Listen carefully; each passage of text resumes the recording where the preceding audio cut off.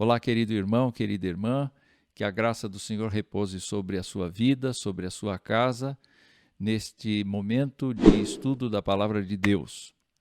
Nós vamos continuar na série de estudos que temos feito nas últimas semanas, e os estudos são Tudo nas Mãos de Deus, a fé como estilo de vida.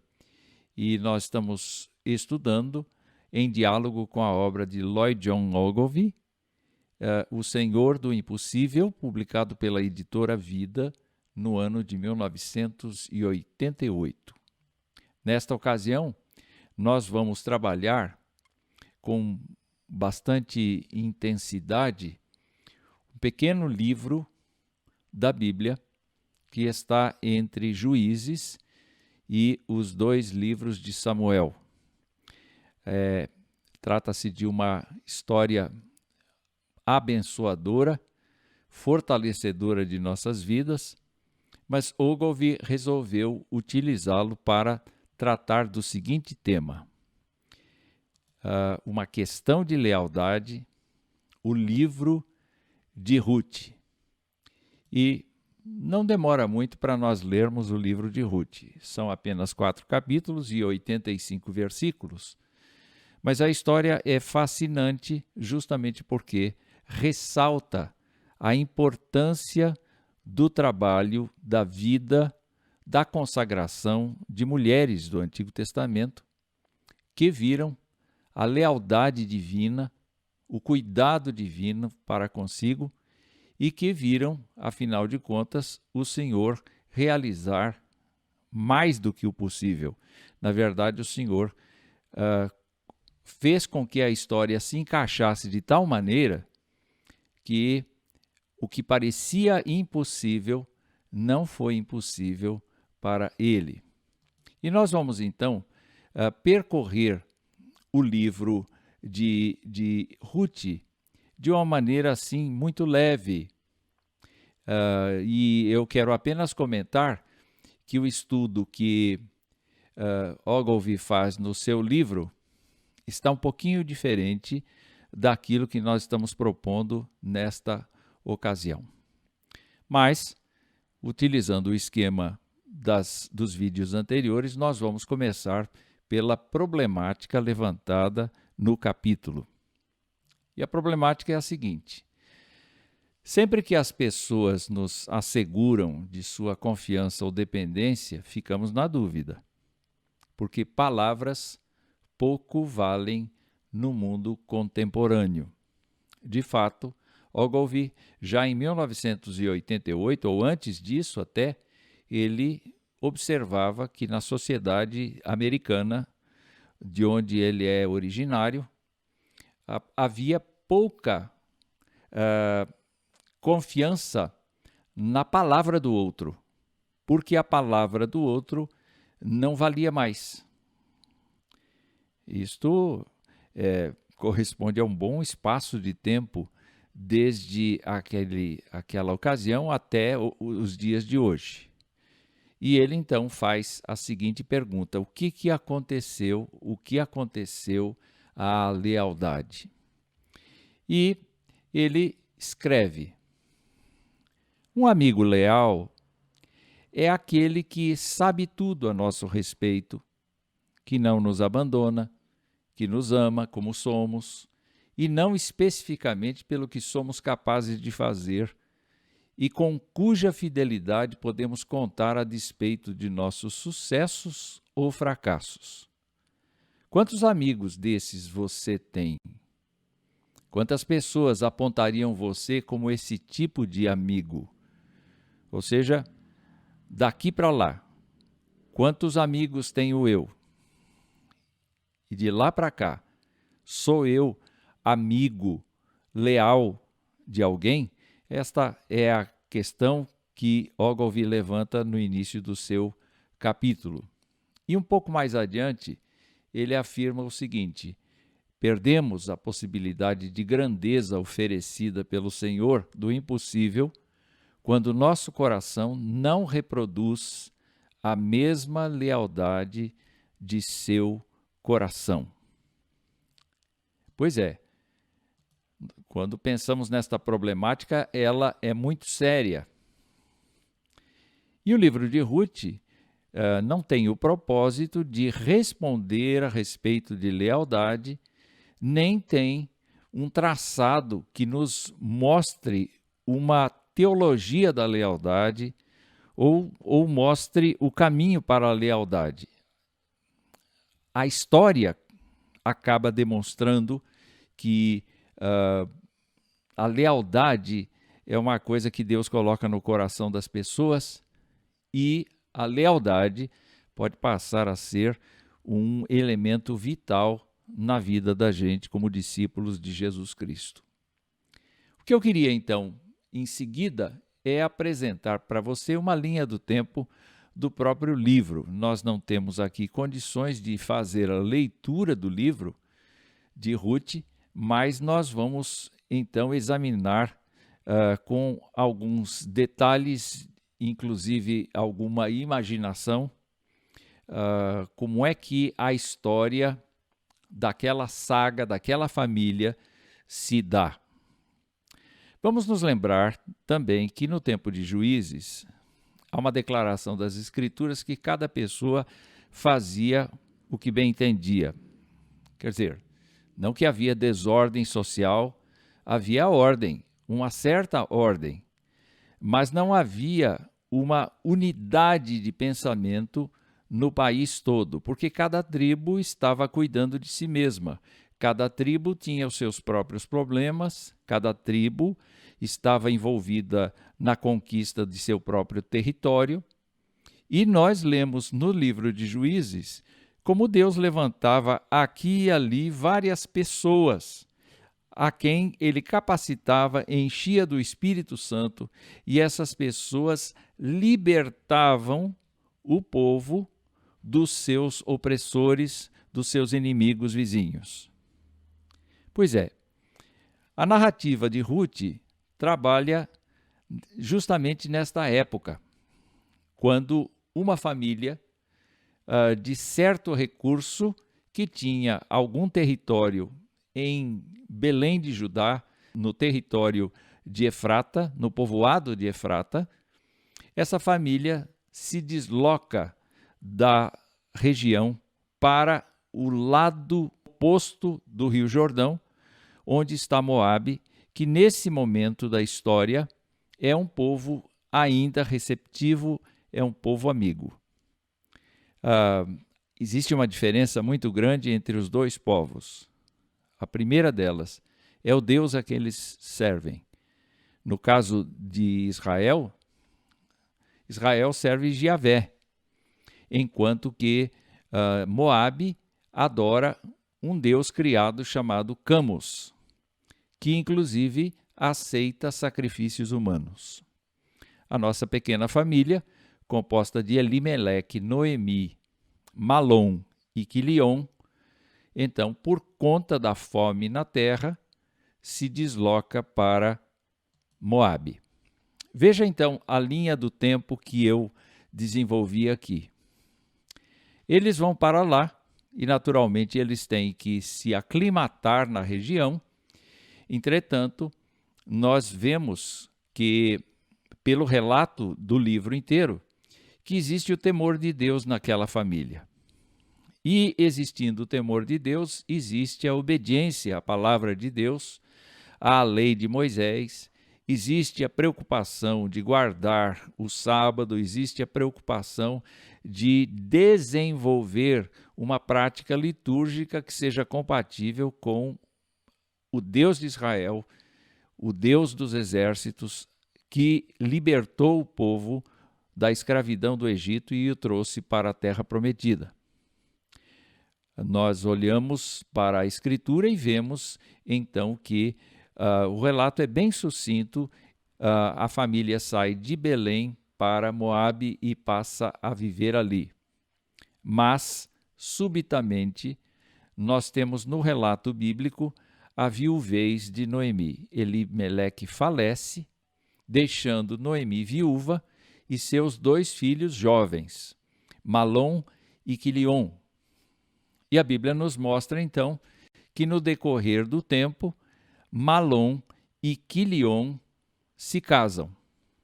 Mas, contrariando o que diz a lei de Moisés e as recomendações que Moisés fez encarecidamente no Deuteronômio para as gerações anteriores, esses dois rapazes acabam se casando com mulheres moabitas e neste caso, que vem de usos e costumes, que vem de idolatria, que vem de uma certa condição. Moisés sempre fez a recomendação, dirigida inclusive pelo Senhor, dizendo que Israel não devia se misturar às nações vizinhas exatamente para que não tivesse contaminação cultica. Um dos problemas do casamento misto é este, que a pessoa incrédula do casamento ou a pessoa que tem outra fé diferente da fé cristã poderá trazer uma certa infelicidade para o casamento por conta da diferença de credos. A Bíblia recomenda que a gente tenha cuidado na escolha do nosso cônjuge exatamente por conta desta luta espiritual que se trava dentro de casa. Mas o que acontece com esta família é que, aparentemente, os dois filhos, as duas noras, Ruth e Orfa, vão residir com Noemi, a viúva. E o texto bíblico nos diz que passam-se quase 10 anos neste casamento quando, subitamente, inexplicavelmente, Malom e Quilion falecem também. Ou seja, nós estamos agora diante de um lar de uma viúva, com duas viúvas que não são necessariamente do seu sangue, são de família diferente, são de origens diferentes, mas no decorrer da história, a gente verifica que estas mulheres passaram a aceitar a ideia do Deus de Israel na direção de tudo. Ainda que nós vejamos no livro que Noemi ficou bastante desgastada com isto, com a viuvez e com a perda dos seus filhos, o que é uma coisa extremamente dolorida mesmo, nós percebemos, meus queridos, que havia amor, havia uma entrega mútua dessas mulheres entre si. Havia um ambiente em que o Senhor podia ser invocado e o Senhor podia ser abençoador da vida de todas elas. Nós percebemos em Ruth e em Orfa uma disposição de acompanhar Noemi quando Noemi decide voltar para casa. Nós percebemos na fala de Noemi que não existe rancor contra Deus, não existe acusação contra Deus, a não ser a ideia de que Deus teria castigado Noemi, e a gente não tem na narrativa aquilo que seria o motivo pelo qual ela deveria ter sido castigada. Não existe. O que existe é uma situação em que Noemi diz: olhe, eu não tenho mais condições de gerar para vocês um marido, um filho que seja vosso marido. E o que é que ela estava repetindo? Ela estava repetindo Deuteronômio 25. Ela estava mostrando para elas como dentro de Israel, quando um filho, aliás, casado com uma mulher, não tinha tido filhos, compete ao segundo irmão casar-se com a viúva, gerar filhos e atribuir ao primogênito, especialmente, o nome do irmão falecido, a fim de suscitar a descendência e manter a memória do irmão. Quando você tiver condições, abra lá em Deuteronômio 25 e você vai ver com mais detalhes esta orientação que veio de Moisés.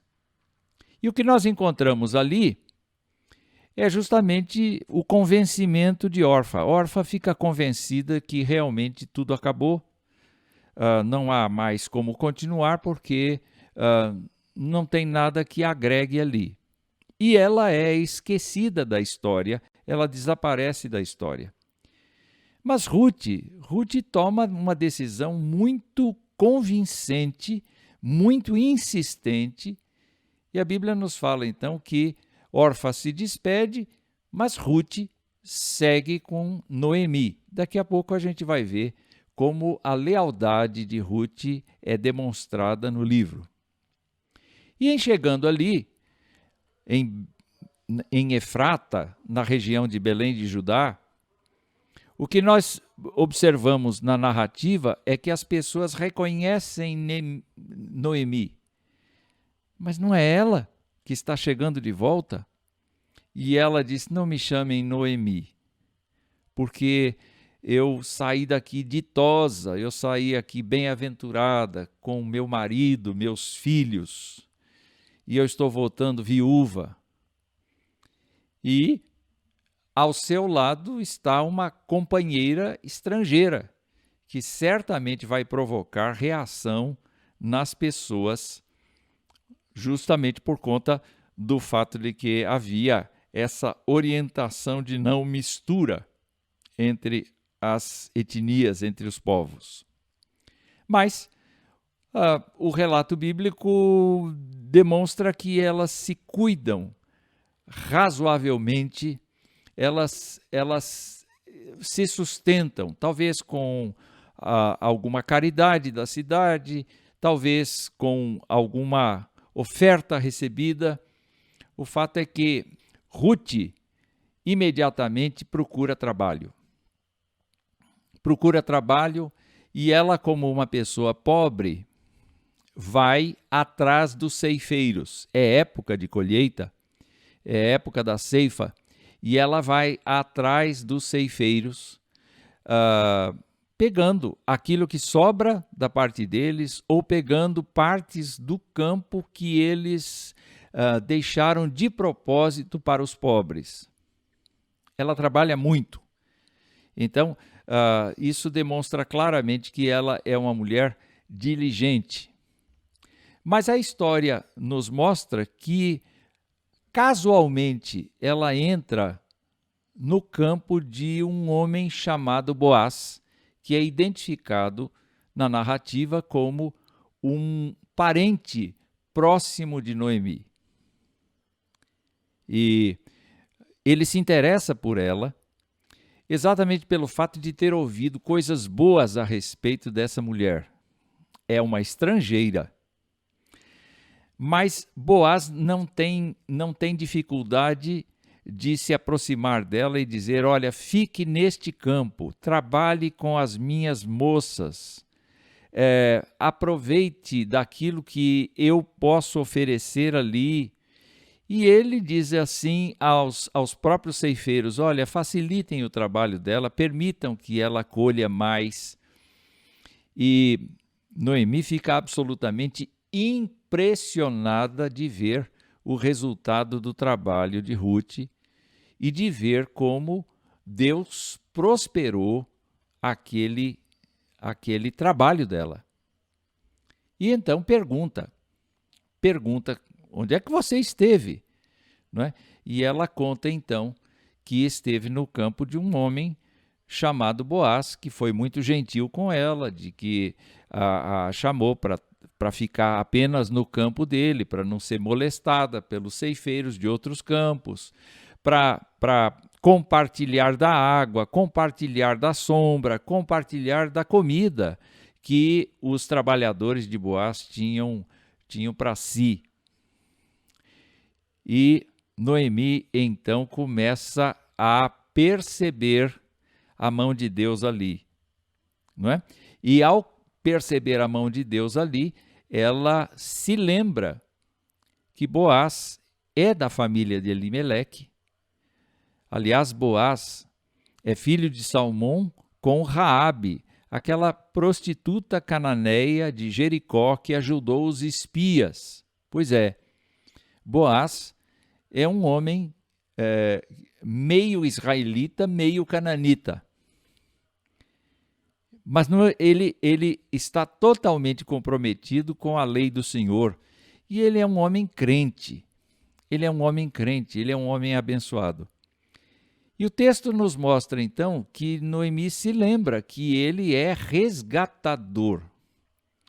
Resgatador significa exercer aquele papel de Deuteronômio 25, em que, depois da morte do marido, o segundo assume a viúva do irmão e, ao gerar filhos com ela, esses filhos são registrados em nome do primeiro marido. E é isso que quer dizer resgatador. E Noemi se lembra, então, que Boaz é um resgatador e dá instruções precisas para que Ruth vá até ele depois da festa, da colheita, quando está tudo terminando, não é? Existe aquela confraternização, e então Boaz come, bebe, se alegra e vai se deitar. E de repente, então, no meio da madrugada, ele encontra uma mulher deitada a seus pés. Isso significa, na verdade, quase que um pedido de casamento para Boaz. Não é? Não é Boaz que está pedindo para casar-se, é Ruth que está pedindo para casar-se com Boaz. Isto por orientação de Noemi. E a Bíblia nos diz que nada aconteceu entre eles naquela noite, mas que Boaz se alegrou muito com o fato de Ruth, uma mulher prudente, uma mulher ditosa, estar ali e não procurar jovens, não procurar pessoas assim ricas, mas procurar uma pessoa trabalhadora. Mas Boaz tem respeitabilidade. Boaz é uma pessoa direita, é uma pessoa crente e se alegra com o fato de que Ruth não foi procurar jovens ou foi procurar pessoas ricas para tentar o casamento. Mas, diferentemente da instrução que ela recebeu de Noemi, Ruth avança um pouco na narrativa e diz: o Senhor é meu resgatador. É por isso, então, que Boaz entende a situação e se propõe a tratar do assunto tão logo alvoreça, tão logo o dia amanheça. Ele só tem o cuidado de não deixar que ninguém veja Ruth. E a própria Ruth sai muito, muito cedo, antes mesmo que alguém veja, para que não haja confusão, para que não haja mau julgamento, mas ela sai carregada de víveres, de grãos, e leva para sua casa e conta toda a situação para Noemi. E Noemi, então, já se sente mais abençoada e diz: olha, fique tranquila porque ele vai resolver isso hoje. Mas como nós vimos neste slide aqui, existe um outro resgatador. E então Boaz tem que fazer um negócio. Ele convoca os anciãos da cidade e chama o primeiro resgatador e diz: olha, tem uma terra de Noemi que ela quer dispor. Então o primeiro resgatador diz: eu quero essa terra. Mas tem o seguinte: existe a Ruth Moabita, que é viúva de Malom, que precisa se casar e dela vai se suscitar o descendente de Malom.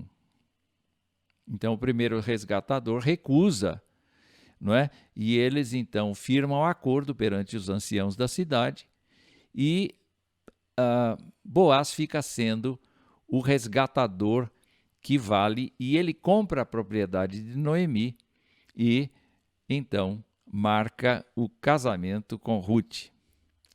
E a Bíblia nos conta então que, tendo se casado com Ruth, o Senhor foi abençoador, o Senhor foi fortalecedor desse casal e deu a eles um menino chamado Obed. E, como prometido, Obed ficou para todos os efeitos sendo conhecido como filho de Malom. O que isso quer dizer? Que Boaz cumpriu fielmente aquilo que havia sido combinado no sentido de resgatar Ruth e de providenciar que a criança mantivesse a memória de Malom, o primeiro marido de Ruth.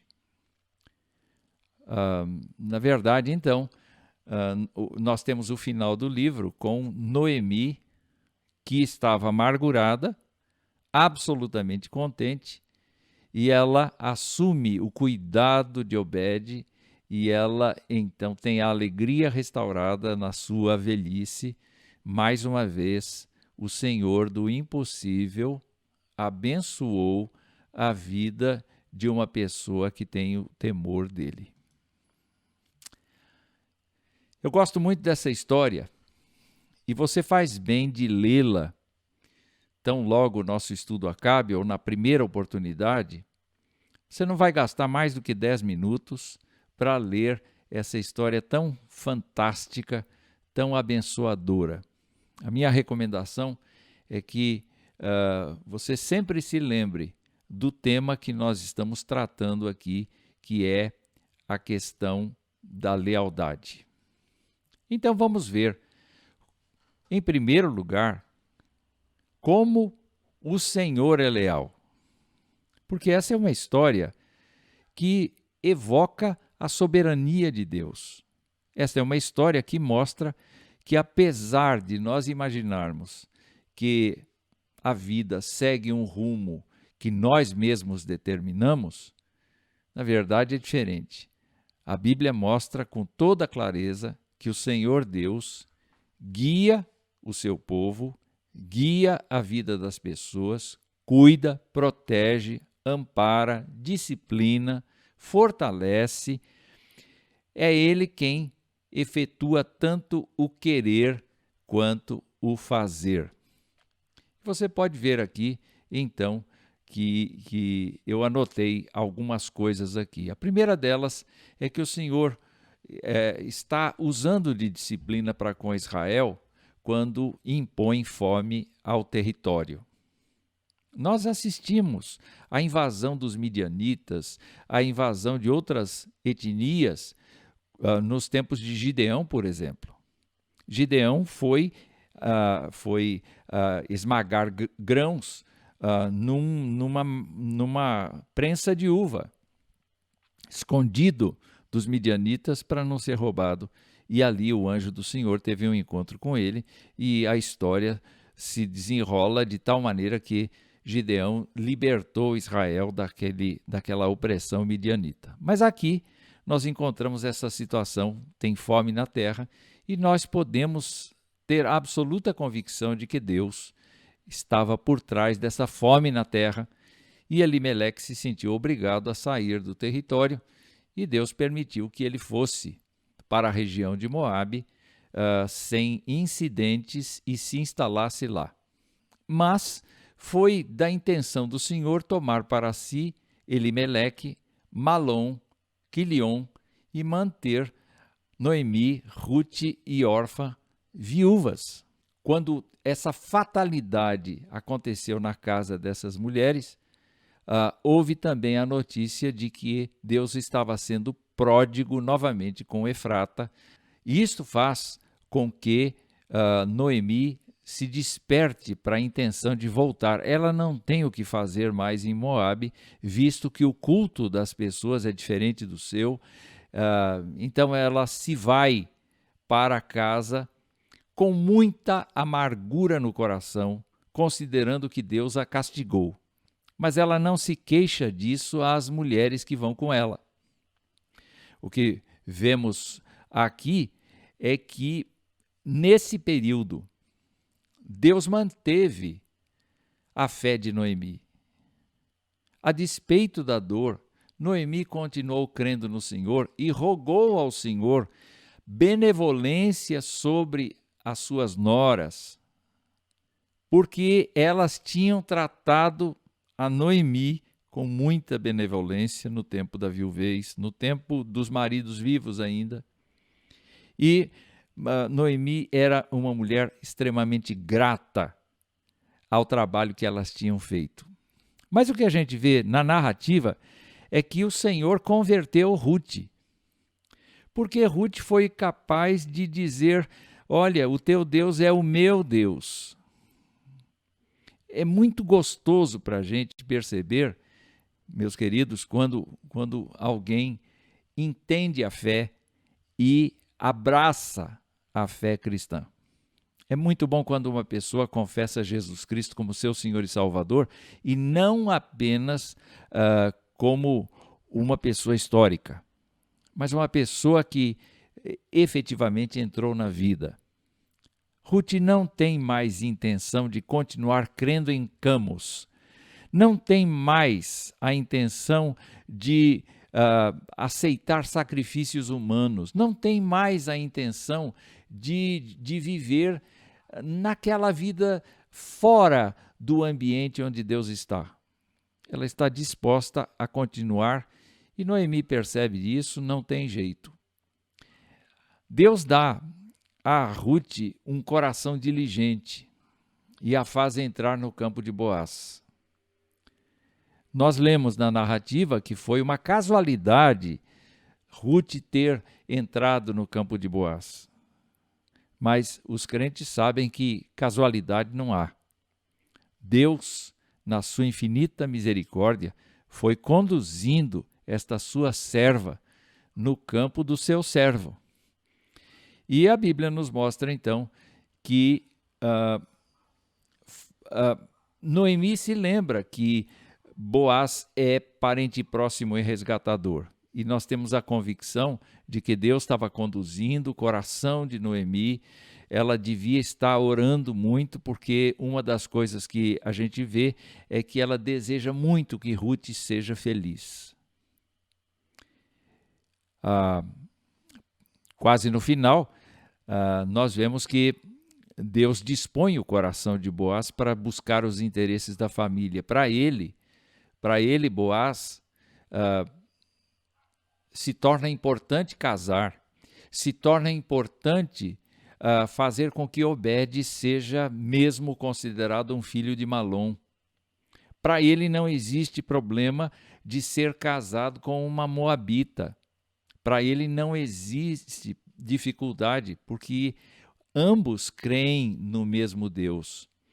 E, coisa maravilhosa, tanto Ruth estava guardada, quanto Boaz estavam guardados para gerar um descendente, Obed, que vai ser ancestral do rei Davi, o monarca mais importante da história de Israel. E 1000 anos depois de Davi, faz parte da ascendência de Jesus Cristo o nome da moabita Ruth. Vocês podem ver, então, desde o começo até o fim do livro, que Deus nunca desamparou. Apesar da história tratar destes personagens, Noemi, Ruth, Boaz, etc., nós verificamos que no pano de fundo é Deus quem está conduzindo as pequenas ações e as grandes ações. Deus nunca deixou de ser leal Deus nunca deixou de ser companheiro. Apesar de Deus permitir tragédias na família, essas tragédias acabaram contribuindo para o propósito final de Deus de trazer à luz uma criança que seria deveras especial na história da redenção.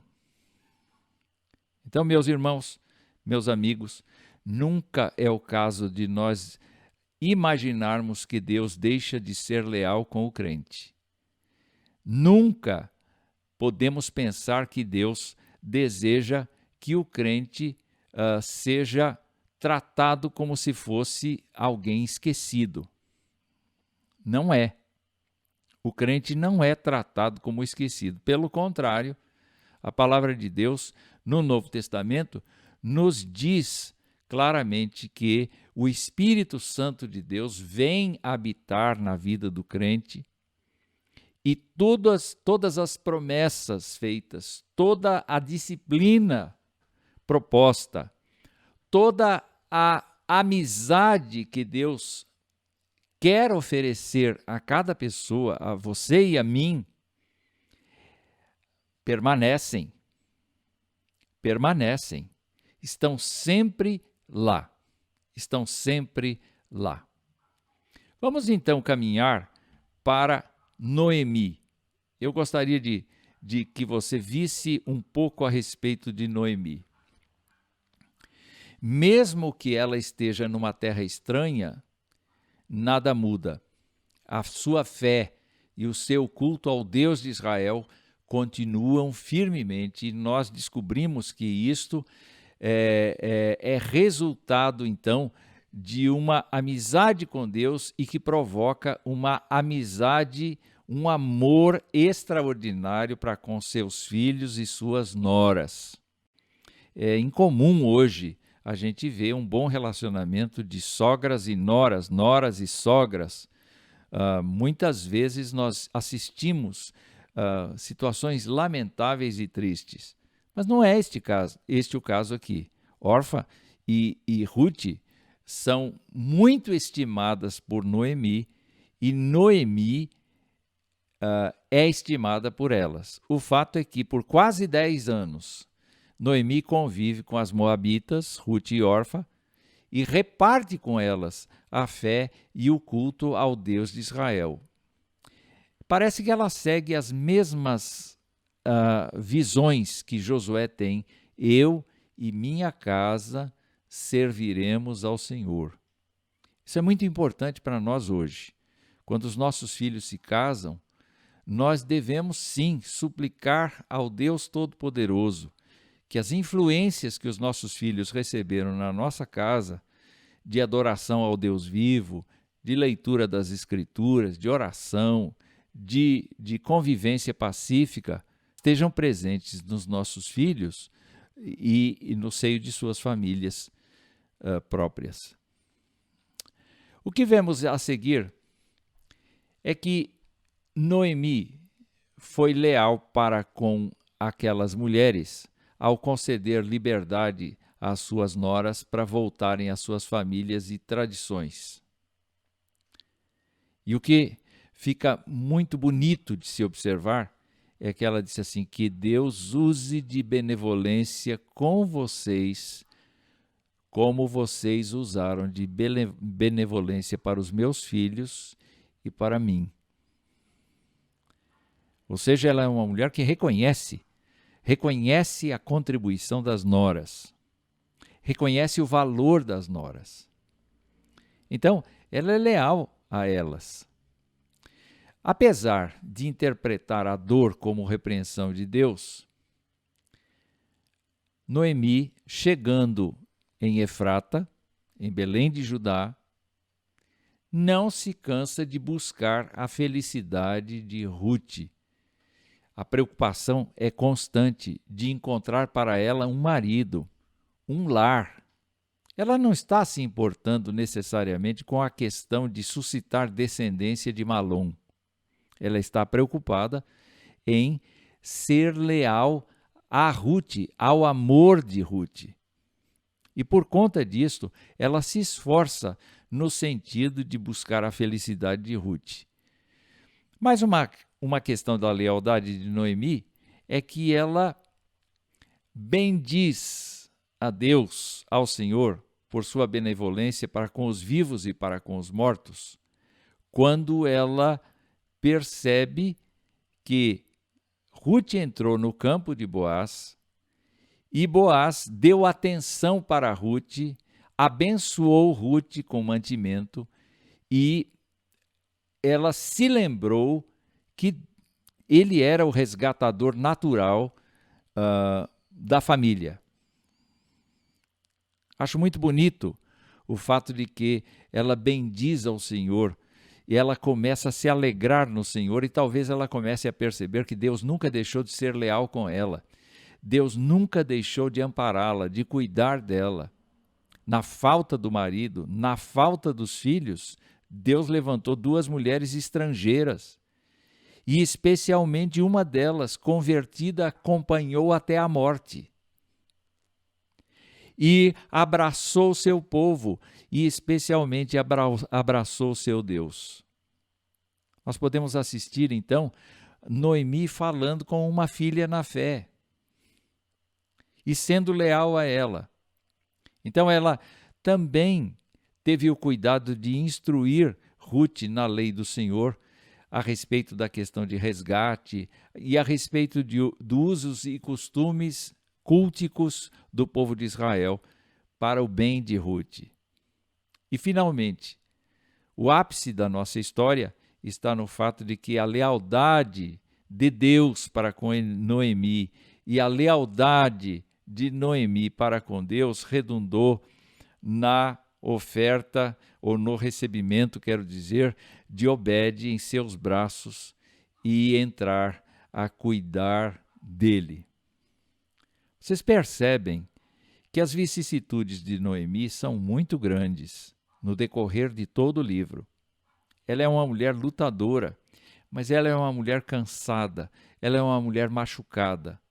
Entretanto, o que nós percebemos é que em vida Deus lhe deu uma bênção muito grande. Deus lhe deu forças renovadas. Deus lhe deu uma criança que alegrou seu coração. Quando ela podia imaginar que, morrendo seu marido e morrendo seus filhos, ela teria um neto. Entretanto, por força de Deuteronômio 25, o filho de Boaz é considerado neto de Noemi e assim ela se torna uma mulher bem-aventurada, não amarga, mas uma mulher que agora vê a lealdade do Senhor na sua vida. Vamos agora olhar a lealdade de Ruth. Bom, por quase 10 anos, Ruth convive com Noemi, com o cunhado, Quilion, com Orfa, com seu marido Malom, e o que ela aprende tanto da mãe, da matriarca, quanto dos filhos, do seu próprio marido, a fé e o culto ao Deus de Israel. Você tem um papel muito grande na composição do seu lar. E é fundamental, já falei disto, desde cedo, se imprimir dentro da nossa casa um clima espiritual, uma adoração ao Deus vivo, uma lealdade ao Deus que nos salvou por meio de Jesus Cristo. E olha como Ruth demonstra o seu amor por Noemi na beira da estrada. Eu não posso te deixar e eu resolvo ser sua companheira até a morte, disse para Noemi. O seu povo será o meu povo. O apóstolo Paulo disse que aos israelitas pertencem a adoção, a glória, as alianças, a legislação, o culto e as promessas. Ou seja, Ruth estava assumindo tudo isto. Ruth estava aprendendo a olhar o tabernáculo, estava aprendendo a olhar os sacrifícios, estava aprendendo a vivenciar a fé israelita, a fé dos nossos antepassados. Mas especialmente, o que demonstra a lealdade de Ruth para com Noemi é a lealdade que Ruth tem para com Deus. O seu Deus será o meu Deus. É uma alegria para mim conviver com Yahvé. E, meus queridos, nós vemos então que a lealdade de Ruth a Deus, ao povo e especialmente a Noemi, faz com que ela tenha diligência em buscar o sustento e a felicidade de Noemi. Ela quer uma pessoa alimentada, ela quer uma pessoa abençoada, uma pessoa tranquila em casa. Então, não importa que ela seja viúva, ela é jovem, ela tem disposição para o trabalho e ela se dedica ao trabalho e mal ela sabe que Deus está conduzindo a sua colheita para o campo de Boaz. Ela é tanto leal a Noemi que quando Noemi a instrui a respeito de como ficar no campo de Boaz, de como propor para Boaz casar-se com ela, todas essas coisas, Ruth acaba acatando com fidelidade as instruções. É uma moça muito boa, é uma moça de boa índole, é uma moça que respeita os mais velhos. E no caso específico, ela é leal aos votos que fez a Noemi na beira do caminho. E a última coisa é que ela se dispõe a casar com Boaz e suscitar a memória de Malom, gerando Obed e tornando-se bisavó de Davi e ancestral de Cristo. Boaz não era um jovem, e Boaz, ainda que tivesse terras, não era uma pessoa extraordinariamente rica. Ele tinha uma boa quantidade de terra, mas ele não era um rico. Pelo menos é o que o texto parece demonstrar. E Ruth não tem nenhuma dificuldade de aceitar uma pessoa mais velha para se casar. Ela não tem olhos para outro homem, a não ser para Boaz, porque Boaz a tratou com delicadeza, a tratou com prudência, a tratou com bênção, e ela então é leal a este tratamento, é leal a este cuidado e deixa de lado aquilo que efetivamente está simplesmente localizado na aparência humana. Nós não devemos casar pela aparência, mas nós devemos sim casar quando percebemos que esta é a vontade de Deus para a nossa vida. Deus certamente nos abençoa indicando exatamente quem deve ser o nosso parceiro. É claro que nós temos, de certa maneira, a livre agência de escolher um cônjuge, mas a Escritura nos diz que a gente deve procurar se casar no Senhor, ou seja, a gente deve procurar ter um relacionamento com alguém que confessa a Jesus Cristo como Senhor e Salvador, como nós mesmos. Por fim, eu quero falar um pouquinho de Boaz. Boaz, como eu disse, é um homem de meia idade, é um homem vivido, é um homem que tem um tratamento muito especial com seus empregados, é um homem bom, é um homem respeitado na comunidade, justamente porque ele é fiel ao Senhor. Ele tem um coração fiel ao Senhor. Quando ele chega nas terras dele, ele abençoa os seus empregados com bênçãos, propõe que o Senhor abençoe todos vocês. E os empregados respondem que Deus também te abençoe. Quer dizer, existe um relacionamento afetivo que é em torno da graça do Senhor para com todos eles lá.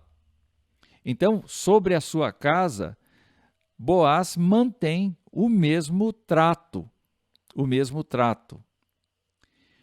Quando ele vê Ruth pela primeira vez, ele se interessa por ela, não fisicamente, mas ele se interessa pela pessoa estrangeira que está ali no seu campo, uma pessoa recém-chegada de fora, recém-chegada de Moabe, escuta a história que o seu capataz lhe faz, a descrição que o seu capataz lhe faz da vida de Ruth, e naturalmente, então, se importa com a sua situação, e ele, então, sendo leal a Deus, sendo leal à palavra de Deus, que manda que a gente tenha caridade dos pobres, ele utiliza da sua própria entrevista com ela e lhe oferece condições para obter o sustento da casa de Noemi com fartura, com abundância.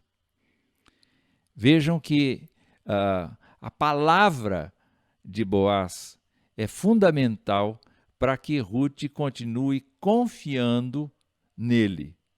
A providência divina é maravilhosa e nós devemos constantemente rever as nossas relações humanas e eliminar das nossas relações as dúvidas e com confiança dar nossa palavra e cumprir aquilo que nós prometemos. Boaz foi assim.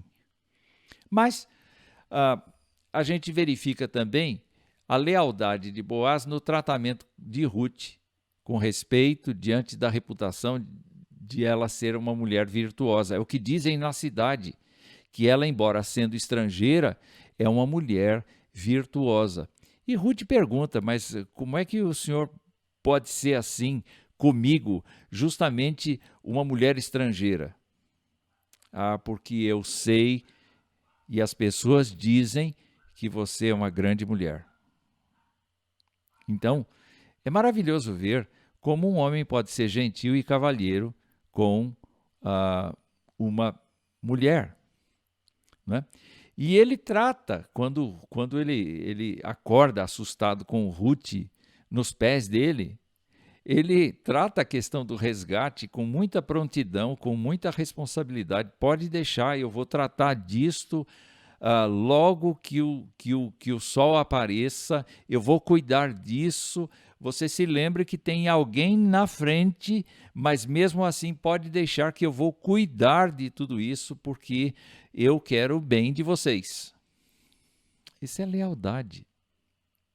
Isso é lealdade. E, por fim, ele não tem dificuldade de se comprometer com Ruth, de casar-se com Ruth, de acolher uma criança que vai lembrar a sociedade do primeiro marido de Ruth e não dele mesmo. Não é? Ele está sendo um homem amoroso, gentil, condescendente, mas, sobretudo, obediente à lei do Senhor. Ele está sendo leal por causa da palavra de Deus no seu coração. Tudo isto faz com que nós pensemos em algumas lições. Ogilvy diz assim: não pode haver lealdade sem liberdade. E eu quero lembrar a todos nós que para a liberdade foi que Cristo nos libertou. Nós éramos escravos do pecado. E a nossa lealdade ao pecado é uma coisa insana. Nós não devemos ter lealdade ao pecado, mas devemos ter lealdade àquele que nos salvou do pecado e da morte. Então, Paulo diz assim: permanecei, pois, firmes, e não vos submetais de novo a jugo de escravidão. E nisto ele fazia referência à lei de Moisés que as pessoas queriam cumprir como um rito que auxiliava na salvação. E ele disse: basta o sacrifício de Cristo. Então, voltar a obedecer os requisitos da lei e não viver pela graça somente mediante a fé, isso é voltar à escravidão. Então permanecei, pois, firmes e não vos submetais de novo a jugo de escravidão, porque vós, irmãos, fostes chamados à liberdade, porém não useis da liberdade para dar ocasião à carne, sede antes servos uns dos outros. Quando Ruth experimentou conhecer Yahvé de uma maneira intensa, como sua sogra Noemi, e quando começou a ver Deus arrumando sua vida e arrumando suas coisas, nós podemos perceber que ela estava livre agora, porque ela estava livre do culto idólatra, mas ela não usou da liberdade para dar ocasião à sua carne. Pelo contrário, ela serviu a sua sogra, ela serviu a Boaz, e nós percebemos que a recíproca é verdadeira nos outros personagens desta nossa trama. A segunda lição que nós vemos a respeito de lealdade é que lealdade é o que Deus oferece e deseja em troca. E eu me lembrei do Salmo 116, versos 12 a 14, que diz assim: que darei ao Senhor por todos os seus benefícios para comigo.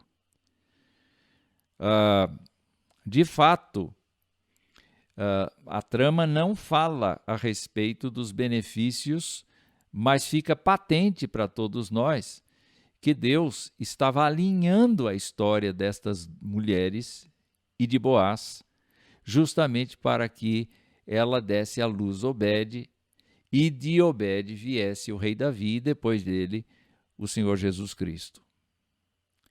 Mas os benefícios de Deus para conosco são muito grandes, todos os dias. É Ele quem perdoa pecados, é Ele quem sara as nossas enfermidades, é Ele que é nosso refúgio e fortaleza, socorro bem presente na tribulação. É Ele que cuida de nós todos. Então o salmista, em função da pergunta que faz, que darei ao Senhor por todos os seus benefícios para comigo, ele diz: tomarei o cálice da salvação e invocarei o nome do Senhor, cumprirei os meus votos ao Senhor na presença de todo o seu povo. Ou seja, eu vou me consagrar mais a Ele, eu vou me dedicar mais a Ele, eu vou esperar mais nele, eu vou ser leal a Ele. E a última lição que a gente tem aqui é que lealdade é o vínculo que une a família de Deus. E neste caso eu estou usando Colossenses 3, de 12 a 15, em que o apóstolo Paulo recomenda o seguinte: revesti-vos, pois, como eleitos de Deus, santos e amados, de entranhas de misericórdia, de benignidade, humildade, mansidão, longanimidade, acrescento lealdade aqui, suportando-vos uns aos outros, perdoando-vos uns aos outros, se alguém tiver queixa contra outrem. Assim como Cristo vos perdoou, assim fazei vós também, e sobre tudo isto revesti-vos de amor, que é o vínculo da perfeição. E a paz de Deus, para a qual também fostes chamados em um corpo, domine os vossos corações e sede agradecidos. Eu posso imaginar que naqueles 10 anos de vida com os filhos, com as noras, certamente aconteceram contrariedades, certamente aconteceram discussões. Depois, na convivência, no próprio casamento, no crescimento de Obed, deve ter havido sempre algum desconforto em algum momento, porque nós somos humanos, nós somos imperfeitos. Mas o que deve ficar claro para todos nós é que quando nós somos leais a Deus e leais uns aos outros, nós nos tornamos um só. E isto é justamente aquilo que Jesus Cristo sempre desejou e sempre mencionou nas suas orações. Que eles sejam um, ó Deus, ó Pai, assim como eu e tu somos um, a fim de que o mundo creia que tu me enviaste. Era este o estudo desta ocasião, e eu quero convidar você a ser leal ao Senhor, à sua palavra e a ser leal ao seu próximo, à sua esposa, ao seu filho, ao seu pai, a seu irmão, à sua irmã, aos seus parentes, que genros e sogros, que noras e sogras tenham um relacionamento leal, abençoador, fortalecedor, como foi o caso desta família, a família de Noemi e Ruth.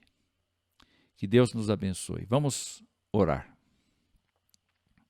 Nosso Pai, nós te agradecemos muito por este livro que está na Bíblia e que demonstra a fé, a lealdade destas irmãs do passado e de Boaz no passado também.